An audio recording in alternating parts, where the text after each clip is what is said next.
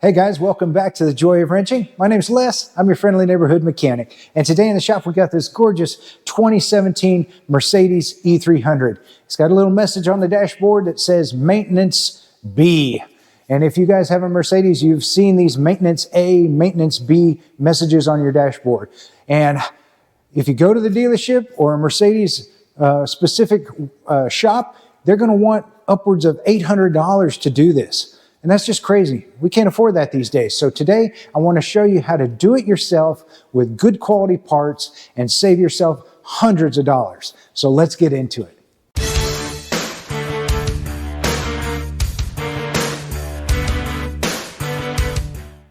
So what is this Maintenance B? Well, Maintenance B alternates with Maintenance A, which is basically every 10,000 miles, whether it's A or B, the car is saying you need to change your oil. And then on Maintenance B time frame, which is every 20,000 miles, every other 10,000 miles, it says you need to do a few other things. And those other things that it's asking besides the oil change are going to be your cabin air filters, your engine air filter, and checking your brakes, and also flushing the old brake fluid out and putting new brake fluid in. So we're going to go through those items here, and I want to show you how you can do this at home and save a bunch of money. So before we get into that, I want to show you the tools that you're going to need. So here's the tools and the supplies that we're going to need in order to do this job. Obviously, you're going to need your oil change stuff, which is the full synthetic 0W40 in this case. Check your vehicle specifics. And then an oil filter. And then with that oil filter, make sure that it comes with the package of O-rings, which are the little rubber O-rings here. You can see those in the bag that you're going to replace to make sure that this seals up well. To get those O-rings off, you may find it handy to have a little screwdriver, or in this case, a little pick that you can dig out those old O-rings and remove them. Then when we remove our oil filter housing, we're going to need a 27 millimeter socket in order to do that. To drain the oil underneath, you'll need a 13 millimeter socket to break the oil pan drain plug loose, and I'll show you all of this. You know, the manufacturer actually doesn't go underneath the car and drain that out. They suck it out through the dipstick tube, which may or may not get all of it out of the sump, but that's just the way they do it. Now, in addition to our oil change, we're going to need to change our cabin air filters, and there's two of them. There's one inside the car and there's one under the hood. And the one inside the car is held underneath the dashboard and needs a T20 Torx bit. This is that star-shaped bit, T20. Okay, so that is what you need in order to do the air filters and the cabin air filters and the oil change. If you decide to do the brake fluid exchange, you're going to have to remove your wheels first off. And so you're going to need, in most cases, a 17 millimeter socket. I like to use these ones with a rubber around them. That way, if it does slip up and hit your wheel, it's not going to cause any problems on it. And that fits onto your lug studs, the 17 millimeter does. And then if your car is like this one and it has nice wheels on it, oftentimes they'll be held on with a locking key. And so make sure that you find that locking key. It might be in the glove box, or in this case, it was in this fancy little box down in the bottom of the trunk. So just look for these sorts of things so that you will be able to remove your wheels. Now, to flush that old fluid out, we're going to put new .4 fluid in, so you'll need a little .4 fluid, and then we're going to have to crack the bleeder screws loose. That's going to take an 11 millimeter wrench. And then to catch the old fluid, we're going to catch it in something. And it doesn't have to be anything fancy, guys. I've just got an old water bottle with a rubber hose on it, guys. So we can do it on the cheap, and I want to show you guys how to do it so that you can do it yourself, save a bunch of money. Well, let's get into it. Let's get started with our oil change on this thing. So here is our oil dipstick, and here's where we fill the oil or put the oil back in. So what I like to do is see how much oil is in the crankcase to begin with. So take out your dipstick, dry it off really good, and then put it back. You never want to measure what's in there with what comes out the first time because it splashes all up there. Now, on this particular one, let me hold it down here. Maybe you can see it better against the white. We're full to about the halfway mark. So it has a good level of oil in it. But if you notice, this oil is very, very black and dirty. Remember what I was saying about these 10,000 mile oil changes? This thing has the highest quality synthetic oil available in it, but you see how nasty it gets over that 10,000 miles. That's why I recommend, and many other mechanics do so as well, change your oil every 5,000 miles. All right, so now that we know that the crankcase is full of the correct volume of oil, when we drain it out, I like to catch it. And then we'll be able to measure exactly how much came out so that we know exactly how much to put back in. In this case, and you can look up for your specific vehicle, this one takes 7.4 quarts, it says, with an oil filter change. But we're going to measure it just to make sure, and we're going to put the correct amount back in. In order to get the oil out, the manufacturer will come right through the dipstick tube. They'll remove the dipstick and they put a hose down in there and they'll suck it out. Now, you may or may not have an oil extractor and be able to do that. So I just want to show you the easy way to do these things at home. And so we're going to raise the car up and I'm going to show you how to drain the oil out the old-fashioned way through the oil plug on the drain on the oil pan. All right, so let me show you how to drain the oil out of this thing.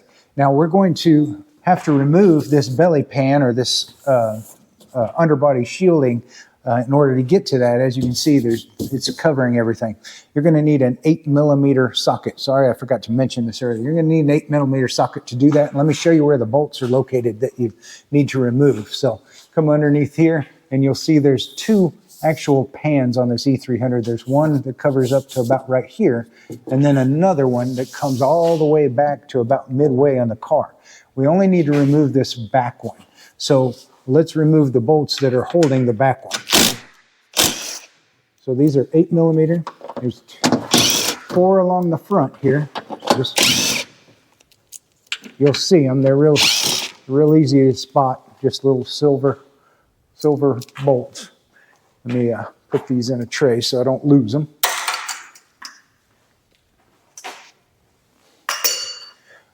And then we come along the side here, and there's one here. Other side, same place. There's going to be basically one on either side as you move your way back. You can see that's starting to fall down a little bit. Let me get these last two back here. There we go. Oops. All right. Now that all the bolts are out, we can just lower the bottom, the back end, and slide it out from underneath the front one, and then take it and set it down.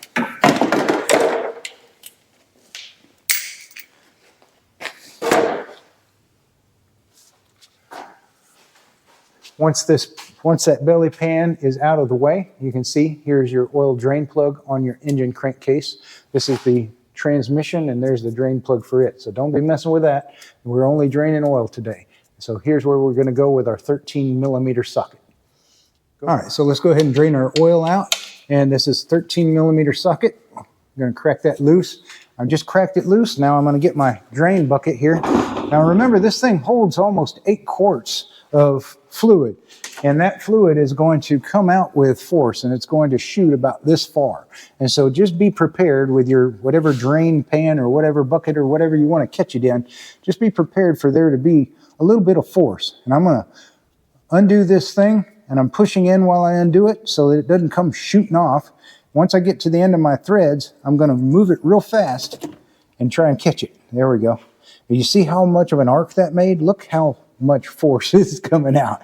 And we're going to try and catch as much of the volume here and measure it as we can. Now here's our oil drain plug, and if you notice on that plug you also have a little copper. Many times it'll be copper, sometimes it might be aluminum, a little crush washer. Make sure that that washer is here.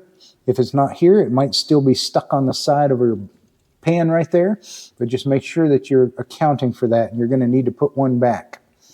You can replace it if it looks like it's too squished, and I'll put links in the description to all these parts and things, and even to a kit where you can replace these washers if you find you need to. Look how dirty and nasty that oil is. See how black that is? That's what 10,000 mile oil changes will do to you. So if you love your engine, you want it to last a long time, I would highly recommend you change that 10,000 oil change to about a 5,000 mile interval. All right, so we're back down to a drizzle here, just a drip, drip, drip. I'm gonna go ahead and replace our plug, and the washer is in good shape, so we're gonna go ahead and reuse it. You don't have to replace it every time, but if it looks like it's got some big gouges in it, or it's really, really misshapen or squished or anything like that, you can go ahead and replace it. Again, I'll put a link in the description to some kits that have multiple washers so that you can find one the right size. Then we're gonna tighten this drain plug up. And I'll give you the torque spec here, but it's just snug. You don't want to get gorilla tight on this thing. And if you made any kind of drizzled mess or anything like that, just dry it off so that if there's any fresh leaks, you'll spot it right off. All right, so let's see what we caught just from draining the oil pan. And it looks like it's about almost 6.5 quarts, or that's 6 liters.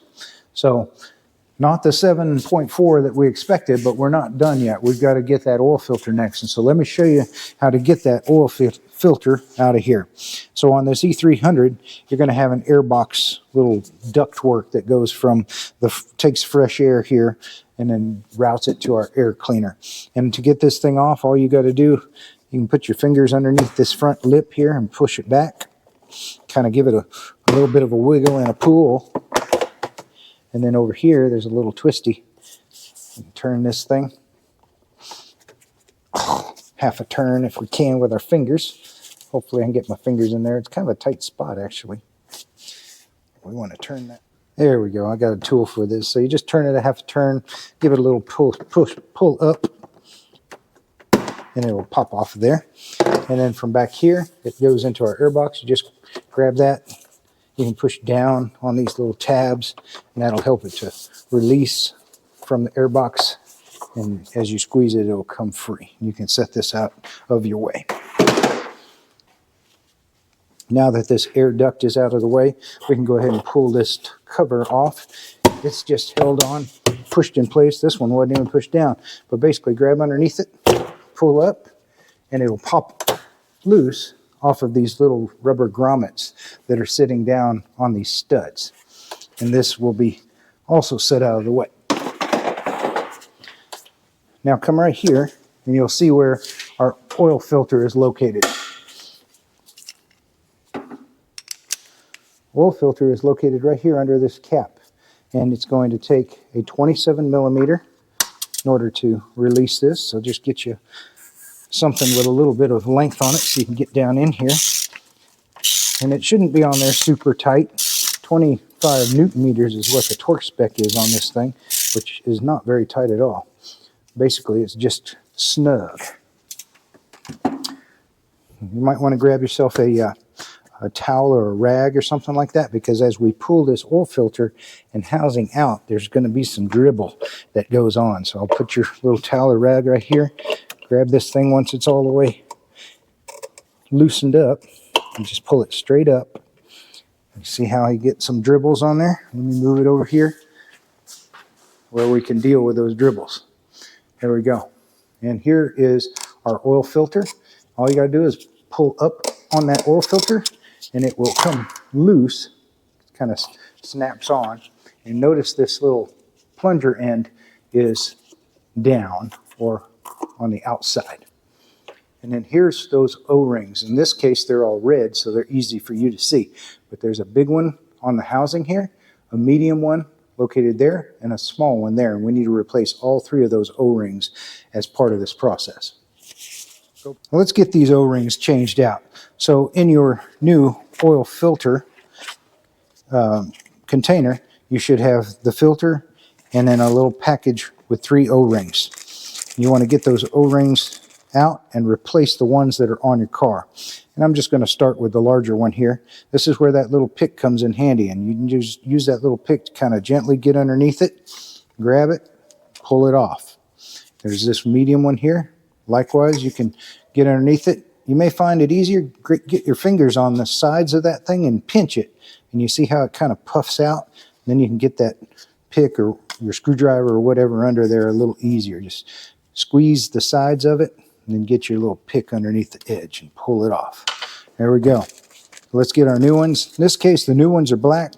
Doesn't really matter what color they are. Just make sure they're the right size for your application.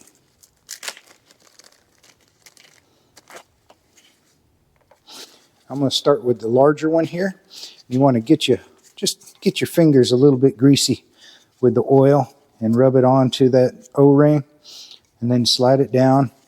Get one half started and then roll the other side down, and just keep rolling it with your fingers until it's down into its groove, which is down here. Right there is the groove that you're shooting for. Make sure you get it all the way into that groove all the way around. Okay, dry off just a little bit. Time for our next one, which is the medium size one, and it goes down over this portion right here. Again, we just got a little bit of oil on our fingers just to help lubricate it and help it to slide together. It may take a little bit of finagling to get this thing down where it needs to be, right in that groove right there. And then finally, our small O-ring goes right on the tip of this oil filter housing. Hopefully this thing won't go springing off and fly across the room. There it goes. I got it on there. Okay. And now that those O-rings are replaced, take your new oil filter with the little sealing side, a little rubbery part on the upward. Push it down, and sometimes it'll click, sometimes it just sort of seat. But you'll feel it it goes till it can't go anymore, and that is ready to go back in the vehicle. Let me show you. All right, so we're ready to put this. Okay, so we're ready to put this oil filter back in here. So here's where it came out of. If you look down in here, there's still a little bit of oil down in there, and that's okay. Just want to make sure that there's no dirt. Get your rag. This sealing surface right here is where this O-ring rides and seals against. That's the most important thing. So just take this thing, point it down there, and you'll feel it kind of fall into place. Once it falls into place, you start twisting it in place with your hand. Always want to start these things with your hands. That way you don't get cross-threaded or anything like that. Once it gets to the point where you can't turn it with your hands, that's where your 27 millimeter socket comes back out. And you just want to close this gap between this plastic housing that we're putting on and the aluminum base that it screws into. Just keep going until it stops. There, it just stopped, and just give it a snug. And that is about 25 plus 5 Newton meters, it says. 25 plus 5 Newton meters is all you need to torque this thing to. But generally, that's just till it stops and it's tight. All right, so we've drained the oil out of the crankcase, and we've changed our oil filter, and the oil filter didn't really bring any additional oil with it. So what drained out of the car was about 6.5 quarts here. So we'll go ahead and refill it. In order to refill the oil on this thing, here's your fill cap, and you can just give it a half a turn and it'll come right off. And Mercedes Benz approves these oils. Mercedes Benz oil, of course, or Mobil 1. We happen to have some Mobil 1 here, so that's what we're going to use. But any high quality synthetic oil would be a good choice, especially if you do what I recommend and change it every 5,000 miles, not 10,000. But we're going to put in here the same amount that we drained out, that's 6.5 quarts.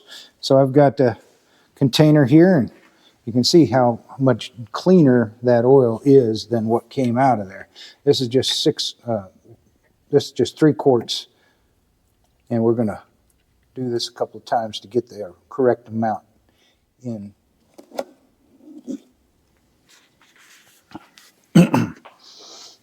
All right, here's the last of our 6.5 quarts, maybe a little more than that going in. There we go. Much, much better.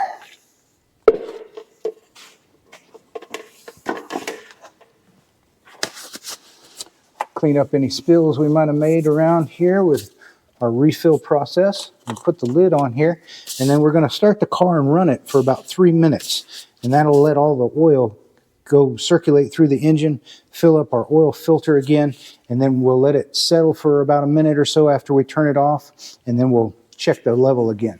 So we let the car run for 3 minutes or so. Now it's been sitting for about a minute. That lets the oil dribble back down into the oil pan. It's sitting nice and level, so we're going to go ahead and we're going to check the level in the crankcase and make sure that we don't need to add a little bit more. If you notice, I left that air snorkel off of the car while it's running. You don't have to have this in place in order to run it. You may have wondered that. Let's check the level. Come over here. Again, never read it the first time. You just pull it out, dry it off, stick it back in, and then read it. There we go, all the way to the bottom. Okay, so it looks to me like we're just a little bit low. You notice how it's not wet halfway up the stick. It's just on the end that it's wet. So we're gonna add a little bit more oil to this thing. Take our little cap off here and get our funnel and our oil back out. So I added about a half a quart more, and let's see where we're at now. Dry it off, stick it back in.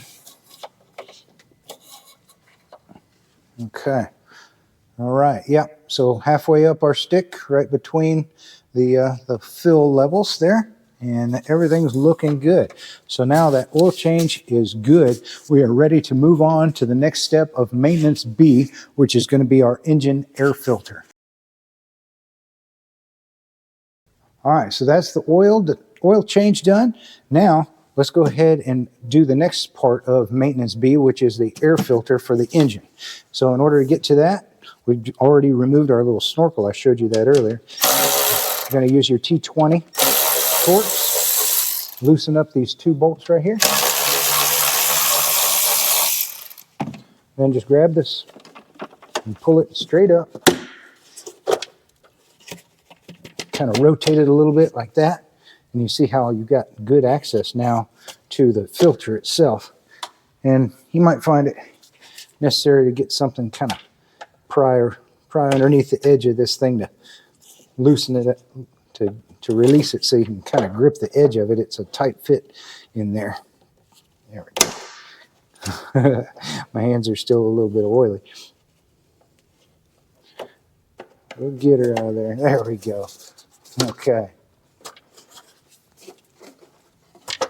There it is. And you can see that this one is very clean. So we'll knock any little bits of dust and dirt out of that, but this one's been changed out recently. The only thing you need to make sure is just make sure there's not a bird nest or a bunch of dirt down in here. If you see a bunch of mess down there, go ahead and clean that out before you put your air filter back in. But to replace the air filter, say you got a new one, you just take the thing and slide it in here just as it came out.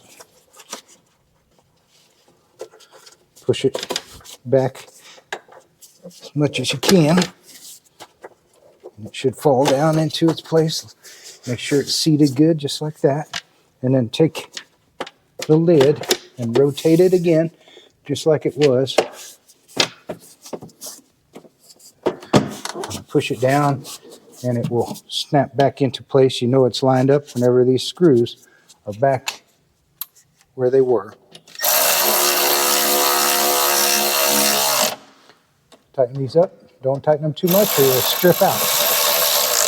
There we go. That's all we got to do. That is an air filter. And now we can move on to our cabin air filters. All right, engine air filters done. We're ready to move on to our next item on maintenance B, and that is the cabin air filters. On this E300 and Mini Mercedes, you have 2 cabin air filters. There's one under the hood they call the dust filter, and I'm going to show you that one first, and then we'll go into the cab, and underneath the dashboard, underneath the glove box, there's another one, the actual cabin air filter. So to get to the dust filter, it's under this protective plastic here, and this plastic can be removed with these 2 little half twist locks. So just turn them half a turn and it releases them, then pull it forward in order to get this out of the way. And you see this plastic box right here? This is where our dust filter lives. In order to get to the dust filter, we have to lift up on this box, push over here in the corner to release this edge, and there's a similar spot over here. Come look over here. Just push on that while you pull out on the box, and you're basically releasing these little catches on either side. And then right here on the bottom of this box is our dust filter, and it filters the air before it goes in to right there is your fan blowing all that air into your face. So this is an important thing, and we're going to replace that. So here's our replacement air filter for the outside dust filter. I'm just using whatever one they have at the store. You don't have to have the actual Mercedes brand. Again, you're trying to save money. These things are just as good, especially if you're changing them at the intervals that they're talking about, unless you're living in a really, really dusty environment. And so in order to change this thing, the only things we really have to pay attention to is which way the air flows. And so they all will have a little arrow on them that says this is the direction of air flow. And so we want to make sure, and again, well, let me show you how this thing goes. So this thing goes in here like that, which means that air is drawn up into this box and then into. So our airflow ought to go up. So let me show you how to replace this thing. So to get the old one out, notice it's held in around the edges here. You just grab it by the edges, pull it, squeeze it, manhandle it, whatever you got to do, and then you can pull it out. And we take our new one with the airflow pointing in or up in this case. You just take it, set one half of it in underneath the little catches, and then this other side, just push in with your fingers till it goes past the little catches. That is in place and ready to go back on the car. Now our filter's in place. You can go ahead and put it on the car. And notice the top of this box right here has these little holes cut out on it. And then on top of where it snaps in, you'll see these little plastic pieces sticking up. These plastic pieces that are sticking up need to go into these holes. So take the top of it at an angle and set it on top of those little plastic pieces that are sticking up, and they'll fall into these holes on top of the box. Once those are in those holes on top of the box itself will just kind of hang here like this. And then you can push the box towards the firewall and it'll snap in place into these catches on the sides right here. And then you can kind of give it a little tug, make sure it's not ready to fall off, and that is back in place. Then we're ready to put our protective shield back on, and it has these little plastic pieces that have to go underneath this back here. So just slide it back under there and then set it down. Take a look up front here, and we'd need to move this little plastic out of the way. Set it down, then take your little half turns, twist them, and that's back in place. Now that we're done over here on this side of the engine, I'll just go ahead and replace our little snorkel tube here. So in order to put this back in place, take the part here, the triangle shaped part, and put it inside of our air filter, and you'll hear it kind of click in place. And then look right over here. See, when that's lined up, you know that that's in far enough. And then you can take this other side, just set it down, and then push it forward, and it will also clip in place.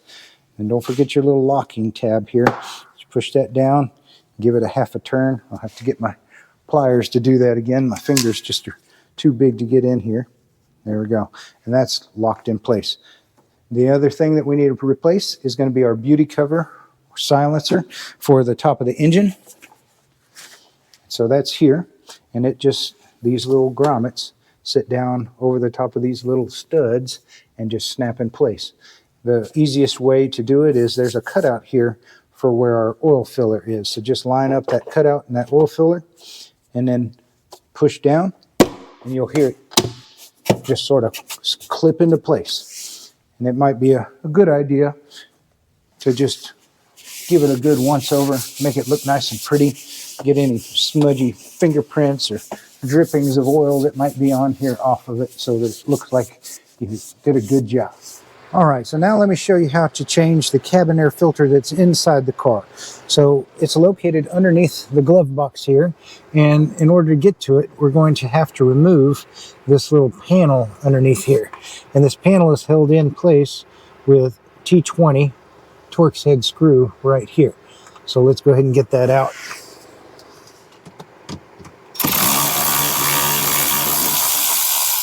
There we go. All right, now that screw is removed, we can pull this panel down. There's some little clips that are holding it in place. Don't feel bad if you hear it kind of clicking and pulling. Okay, there we go. Just pull it down, wiggle and pull down, straight down, and then out a little bit, down and out, down and out. There we go. Okay, now let me show you up under here. You'll notice that now that it's down a little bit, you can see you have access to some of the wiring. See this wire over here starting to get pulled a little bit. So we'll go ahead and we'll unplug that real quick so we don't damage anything. And so you can just give it a half a twist like so and pick it up. And that will take care of that one. And then there's another one right here that we're going to push down on the little tab and pull out. Now the wires are undone and we can wiggle and pull this thing. You might have to reach in the back there a little bit and kind of release it a little bit more, but it should come undone and come out of your way. There we go. Nice. All right, let me get the light back in here for you. Cool. Now we can really see what we need to get to. And so this little cover right here is where, right behind here is where our air filter lives, our cabin air filter.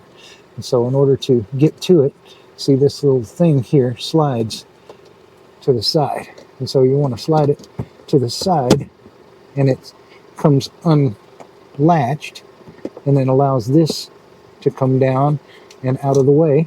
And then you can reach up inside of here and grab hold of your air filter. It's a little bit tricky. Let me see if I can get you in here a better angle. And you can see that filter there. You might find it easier to get a screwdriver or something in here just to kind of pry it to the side. Get your fingers on it somehow so that you can pull it down. Let me see if I can get in here with both hands and still capture the action for you. Having to squeeze it, pinch it, and kind of pull on it. There we go. All right. Now, you might need to pull it over to the side. It's okay if you squish it up a little bit. Pull it down. Keep on working it out. There we go. Let me just show you from a different angle. So I just pulled it out. And you see how this little angled, beveled side goes towards the outside of the car. And we'll go ahead and get our new filter, and I'll show you how to reinstall it. All right, so here's our new filter. And we're going to go ahead and squeeze this thing back up into that space where the old one came out of. And show you again, right down here. And see if I can't do this and catch it at the same time with the camera for you. But basically, we're going to take this thing and slide it up into that slot where the old one came out of. And don't feel bad if you kind of got to manhandle it a little bit and squeeze it and squish it and tuck it in there. Whatever you got to do to get this thing back up in place. It may be a little bit of a tight fit, especially if you get a heavy-duty filter like this new replacement one is. But I'm going to need both hands in order to do this. But you can see what's going on. We're gonna wiggle and push this thing up in place so that we can get our little door back in place. All right, so I've got it squeezed up in there, and then we'll slide it up into place. And it may hold itself there, or it may not. You may need to kind of hold it with one hand, and then you take your little door. All right, so now that we've got our cabin air filter back up in place, you take your little door and your locking slide, and you want to put that locking slide over these little flanges of the door. Try and do it with one hand. There we go. You see how it slides in place over those flanges, and then it'll just sort of stay in place. And we'll go ahead and we'll reinstall this door. In order to reinstall the door, I'm going to try and do this, but basically this U-shaped end has to go up in here around this U-shaped piece right here. And so you want to push it as far as you can against the inside portion and then up into place. And when it's in place, this little tab will be lined up right underneath that right there. And once that's in place, you should be able to slide your locking mechanism over to grip hold of the tabs right here where my thumb is, and back here as well. So let me try and do this with one hand. Okay, there we go. I got this one over that, and in the back, there we go. Got it clipped on in the back. All right, there you go. That's holding on. I know it's really difficult for me to capture this with one hand and show you how to do that, but basically this little sliding mechanism, install it on the door and then slide it over once this door is in place and you're ready to put your little protective sheet back under here. Okay, so it's time to reinstall our little kick panel underneath here. And so we'll just slide it kind of generally in place, and now you can take your little electrical wiring that you took loose and we slide it up just a little bit higher. There we go. That way the electrical wiring can reach. We'll just take this, slide it back in. So you hear your satisfying click. There you go. And then this one over here. Remember, it's a quarter turn, so just take it and put it in here like so. Turn it a quarter turn and it's locked in place. There we go. Now we can go ahead and slide this thing back as far as we can underneath and above the foot area here. It's a little bit finicky of a job, but you'll see that that thing back there goes all the way against the wall. Get this piece behind there. There we go. Okay. All the way back. Nice. And then up in place.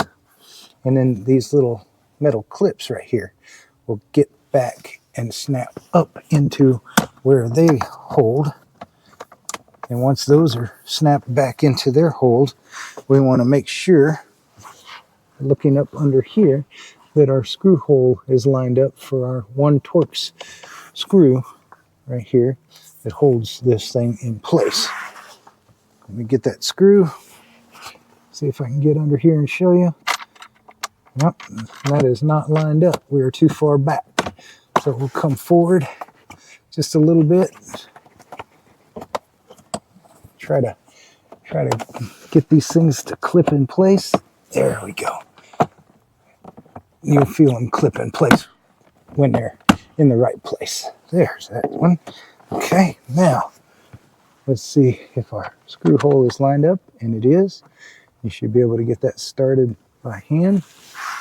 And that's a T20 Torx. So we'll go ahead and tighten that up.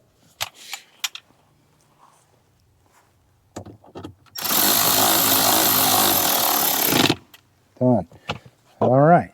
And that is the inside cabin air filter. You know, if this is helping you out, do me a favor too and hit that subscribe button. It really helps us to reach a greater audience with the algorithm of YouTube. Thank you guys. Let's get back to it. Now that we've changed our filters, the next thing that's part of our Schedule B maintenance is to check the fluids in the vehicle. And so the next one I want to show you is going to be your coolant. Here's your coolant reservoir on these things. So make sure that the car has been off for a while. It's cooled down. You can feel the hoses and make sure they're not taut. They're not too tight with a lot of pressure built up. And then you can slowly crack open this thing just a little bit to let any pressure out of the system.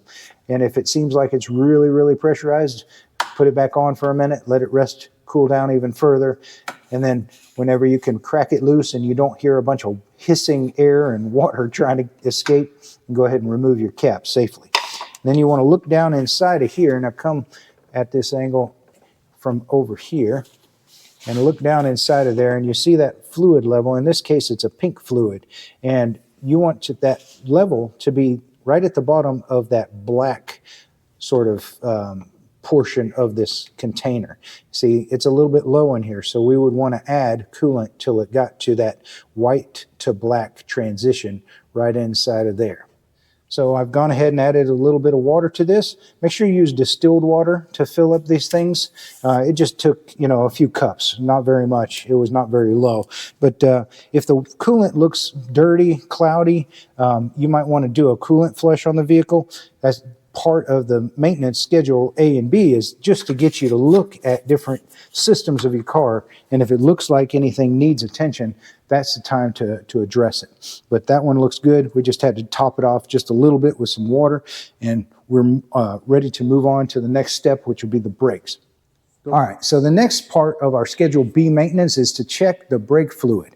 Actually, it says to go ahead and flush the brake fluid out.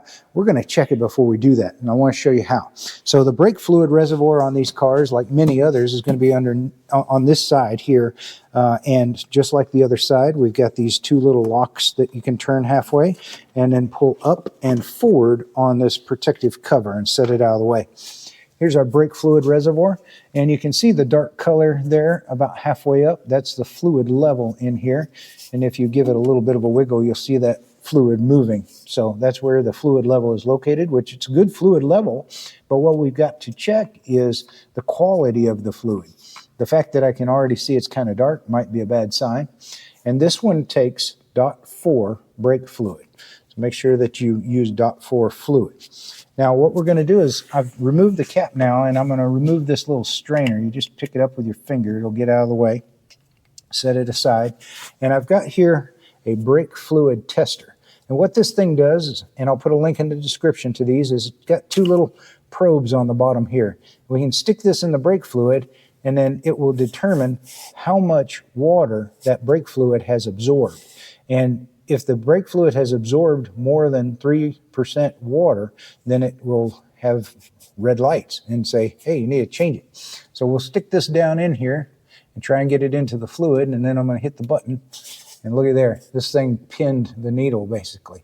So it's saying that there is a lot of water in this brake fluid, and so yes, we're going to go ahead and recommend that we flush out this old brake fluid and put in some new. So I'm going to go ahead and put this little screen back in there for now. You may ask, how did the water get into that stuff? Well, brake fluid is hygroscopic, they call it, or hygroscopic, I forget exactly the word, but basically it absorbs water from the atmosphere. And so over time, it will get water in it. And so it'll become cloudy, it'll become discolored, sometimes even a milky look. Well, if you see that in your brake fluid, that's a good sign that it's time to change it. But those little testers, like I showed you, are very inexpensive. So I'll put a link in the description to these things. You can buy this, test your brake fluid, and if it turns out that it's too full of water, then that changes the properties of the brake fluid, makes it not work as well in your vehicle, and it can also corrode the lines from inside and things like that. So, good time to change it. All right, so now let's go ahead and show you how to flush the brake fluid out or bleed the brakes. So we're going to do it the old-fashioned way. Now at the factory or at the dealership, they're going to put a pressurized system on it. You probably don't have one of those. And so I want to show you just how to do it by having an assistant. In this case, we've got our lovely assistant, or if you own one of these Mercedes, grab your trophy wife and have her push the brake pedal for you. But basically, we're going to put new .4 brake fluid into our reservoir, and we're going to go around to every one of the brake calipers, all four of them around the vehicle, starting with the furthest from the reservoir, which will be the passenger rear, and then we'll go to the driver's rear, and then we'll come to the passenger front and the driver's front. And we're going to bleed the brake fluid out with the help of our lovely assistant here until we get that old nasty fluid out and we see good clean fluid coming through. So let's get started. So our car calls for .4 brake fluid. So grab yourself some .4 and just top off your reservoir. If you can, it's always good to remove what's in the reservoir and then just fill it up with fresh fluid. But in this case, the reservoir is not easy to drain or suck anything out of. You could use like a turkey baster or a syringe or something like that if you can get down in it. This one's kind of got a plastic part that's in the way. Doesn't let you really suck stuff out of it. So we're going to have to push all the old stuff out with chasing it with the new fluid. Now let's go around to the passenger rear, which is the furthest one from our reservoir, and we're going to start our bleeding process there. All right, so now we're here on the rear passenger side, and the next part of our Schedule B service is to check our brakes. So we're going to check our brake pads first, and so you can look right in here at the pad material And this is your rotor, so look at how much meat of the friction material is between the metal backing plate of the pad and the rotor itself on the front pad and also on the rear pad, and those look good in this case. You also want to look at the rotor surfaces themselves and make sure that they're nice and smooth and not too grooved or scratched up. These look good, so those components are fine. Now we can go ahead and move to look through here, and you'll see a little wire. The Mercedes has a sensor on the brake pads, and once those pads get thin enough, that sensor will wear into itself and then touch the metal of the rotor, and that'll tell the car that it's time for new brake pads. But we can see that these pads are good. We're going to go ahead and bleed this corner, and so you'll want to remove this little rubber cap right here to get to your bleeder screw. This is where our little drain, our little catch basin of some kind comes in handy, and I'll just hang it up right here just so it's in the area.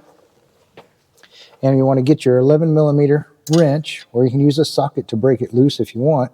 And you want to put that on there, and you want to break this free, and then tighten it back up. Make sure that you can break it free, and get your little hose, snap it over. Then you get your wrench, put it onto your bleeder screw, get your hose, snap it over the top like so, and then make sure that your hose is down into the catch there, and then we'll break this free, and the brake fluid should run out of here. All right, go ahead and push your brake pedal, hold it down, okay, and as I open up the brake bleeder here, you see that fluid going through to the reservoir. And I'm going to close it. All right, go ahead and release the brake pedal. All right, pump it a couple of times. Hold it down. Now that she's holding a pressure, I'm going to open this, and brake fluid squeezes out again. You can see it filling up the bottom of my bottle here. I'm going to close this screw again. All right, pump the brakes a couple times. All right, hold it down. I'm going to bleed some fluid out. More is coming through, and since we're using a clear hose, we'll be able to see as this color changes. I'm going to tighten this screw down, brake bleeder screw. All right, pump the brakes a couple times, hold it down. All right, I'm going to break it loose. More fluid coming out. I'm going to tighten it up, pump it a couple of times, hold it down, and I'll release it again. Out comes more fluid. Now that brake fluid is coming out way clearer than it was, so we are now seeing new brake fluid coming through, and all this old nasty brake fluid, you see how dirty and cloudy and milky that was, has been flushed out of the system. This corner is done, so we can remove our little hose from here, make sure that this is good and tight, and then we can put our protective cap back in place and move to the next corner, which is going to be our driver's rear. Here we are in the driver's rear. I've checked my thickness of my brake pad material. It looks good. I've checked the surfaces of my rotor. That looks good. So we don't need pads or rotors, but we are going to continue with our brake bleeding procedure.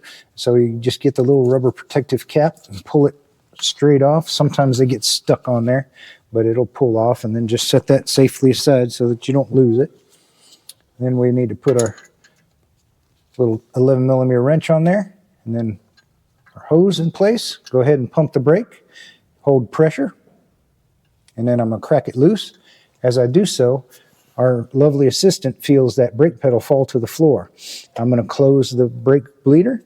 All right, pump it again, and then hold pressure when you're ready. Are you holding pressure? All right, I'm going to open it up. And our old nasty fluid is running out and going into our bottle. All right, pump it a couple more times and hold it, please. All right, we'll crack it loose. I can hear it and see it coming through this hose. There's no bubbles in it. That's good. There's no air in the line. I closed it. Now go ahead and pump it and hold it. All right, I'm going to crack it loose. All right, I've tightened it up. Go ahead and pump it and hold it. Okay, crack it loose again. Nice clear fluid starting to come out. We'll tighten it up. Go ahead and pump it and hold it. One more time. All right. I'm going to tighten it up a final time here. This corner is done, and we are ready to move to our passenger front. So I'm going to take my hose off, make sure that's tight, and then put the cap back on. And before we go up there and start bleeding that corner, we need to check the level in our reservoir isn't going dry.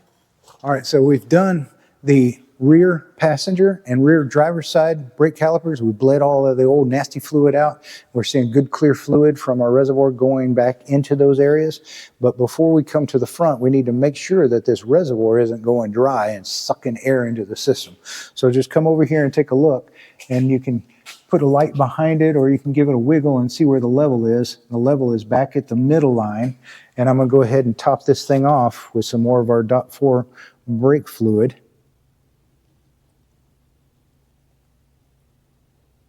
And it's fine to fill this thing up a little higher than the max line because you're going to be bleeding some of it out anyway.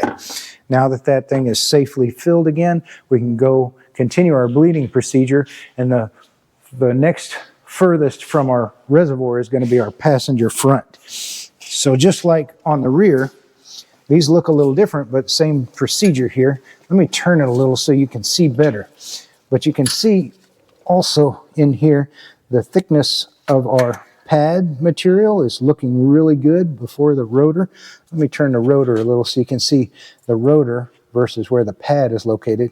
And this too has sensors on the front that'll tell you when it's too thin. These are nice and thick, so this doesn't need pads. The rotor is nice and smooth, so this doesn't need rotors. All we need to do is continue with our bleeding procedure, and that's done through our bleeder screw, which on these calipers is located here, also with a protective cap that we need to pull off.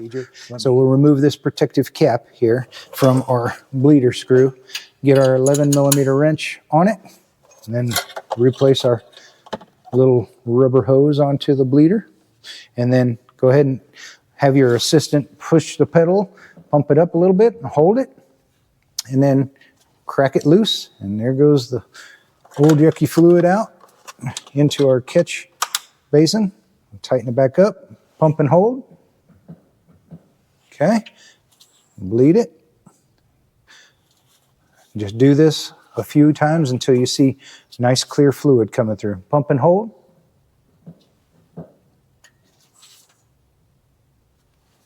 Pump and hold.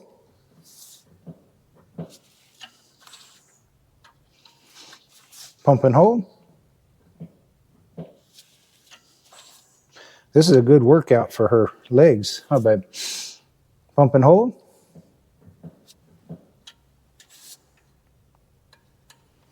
One more time. All right, I'm starting to see really good clean fluid coming through our hose. One more time. Pump and hold, please. There we go. All right, I'm going to tighten that bleeder screw nice and tight. Take off our hose. Remove our reservoir.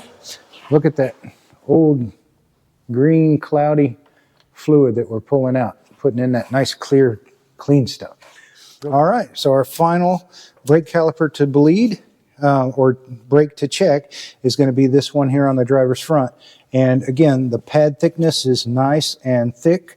The rotor surfaces are nice and smooth, so it does not need pads or rotors up here.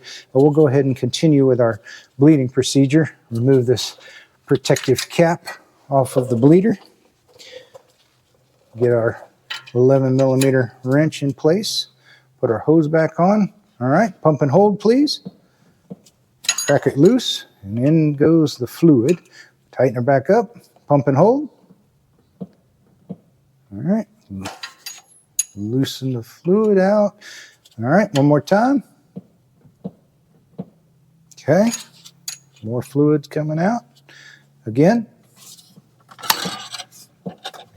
put this up here so you can kind of see that old yucky green coming out of there, coming in nice, fresh, clean.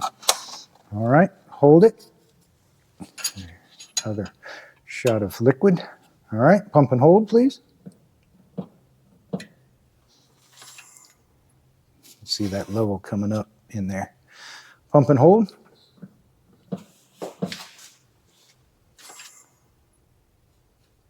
Tighten. Pump and hold. Okay. There we go. One more time.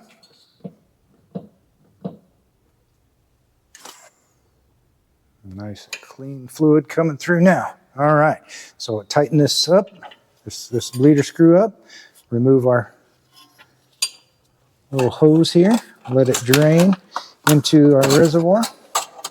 Get this out of the way. There you go, take a look at that.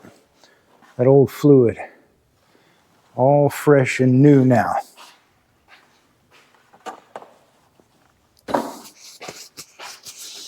Okay, let's go ahead and replace our protective cap on here. And the brake fluid bleeding is done.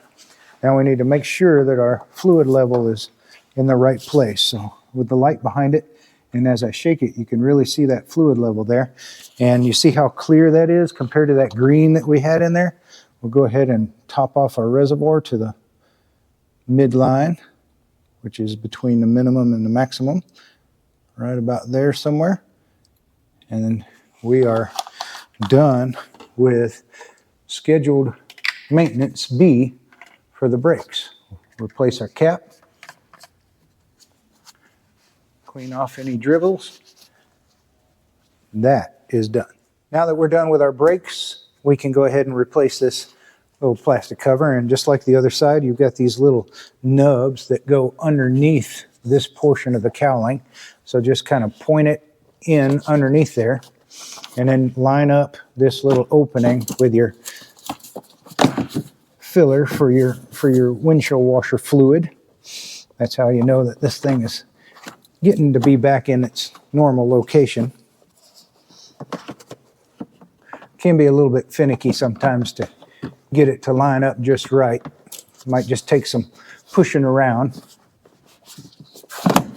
There we go. Might just take some pushing around, pushing and moving until it's back where it should be. Move this little rubber piece out of the way right here. Push it down. And then whenever it's lined up, these little ports will be available. And then these little locks will be locking into place. There we go.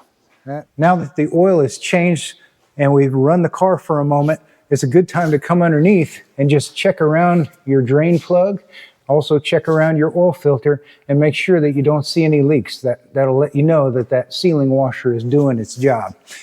Everything looks good here. It's a good time just to do a general inspection. Make sure there's not a stick or something jammed up under here or a dead animal or whatever. And you'll kind of feel around. Just look for anything that looks like it's been out of place. That's part of the procedure. It's kind of like your, I don't know, call it a 100-point check. You know, you're looking for anything that needs attention. And everything looks good. You know, this is a pretty car.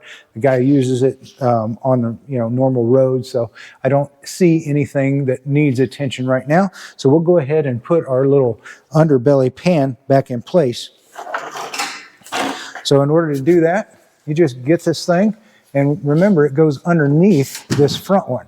So just sort of pull down on the front one, set the rear one back in place right where it was, and then hold it up. Grab you one of your screws that you got out. And I like to start here in the back because the front's already being held in place. And so you just line up your screw hole and just get one of these screws going by hand. And there you go, your hand's free now.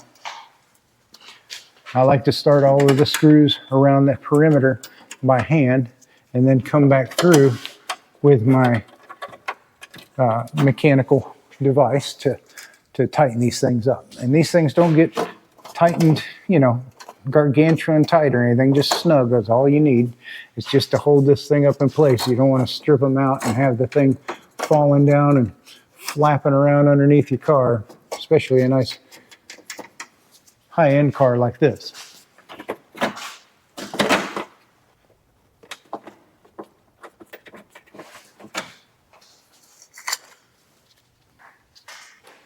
These ones up front, you just want to line up, make sure that the holes through both of these body panels are lined up. And that screw can go in, start grabbing threads. And there's one on either side. Here and right here. There we go. These are 8mm. I like to use impact, a small impact. Just snug them up. Couple of clicks. Click, click, you're done. This makes short work of it. Just follow it back. Make sure that you hit all the ones you loosened up.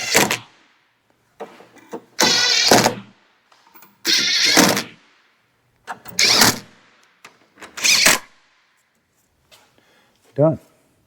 That belly pan is back in place. All right, so the next part of our service B is going to be to inspect our wheels and tires. So I always like to just roll the tire around, and you're looking for nails or anything that might be stuck in the tire that needs to be pulled out. This one doesn't have any, but you want to do this on all of them. On the inside, just kind of give it a once over and make sure there's no cracks or anything, or that the tire weights are actually in place, not missing.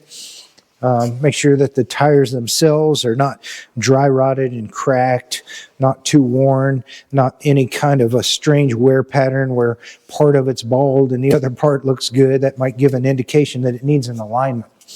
But these look good, so we're going to go ahead and put them back on the car.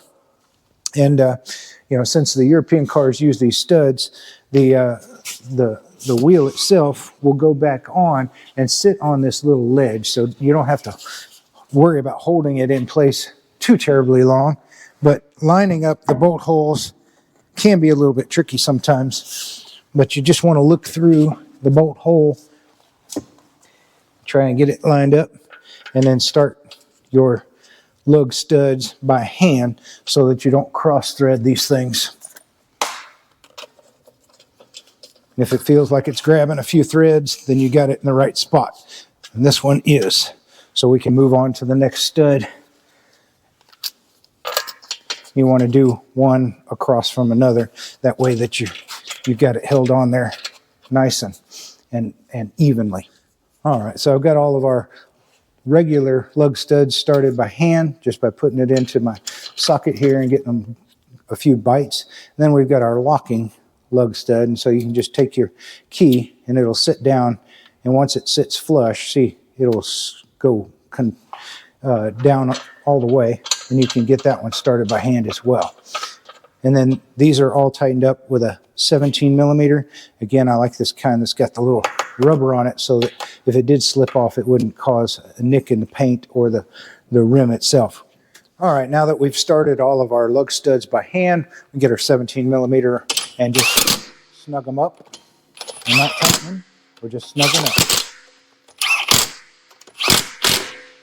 Okay, and then we're going to put it down on the ground, and we're going to tighten these with a torque wrench to 130 Newton meters, which is about 96 foot-pounds.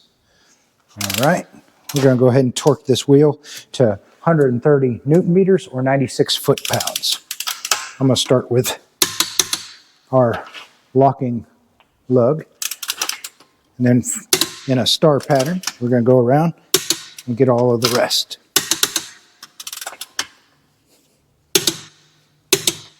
Done. Okay, so now that we have done our service B, I want to show you how to reset the dashboard here. So you'll come over to your start button here and push it one time, and you'll see the sweep of everything, but it doesn't, all the lights don't come on, just sweeps. And then you'll come over here to your little home button and go back. And you may have to scroll over in this menu here to go to your trip.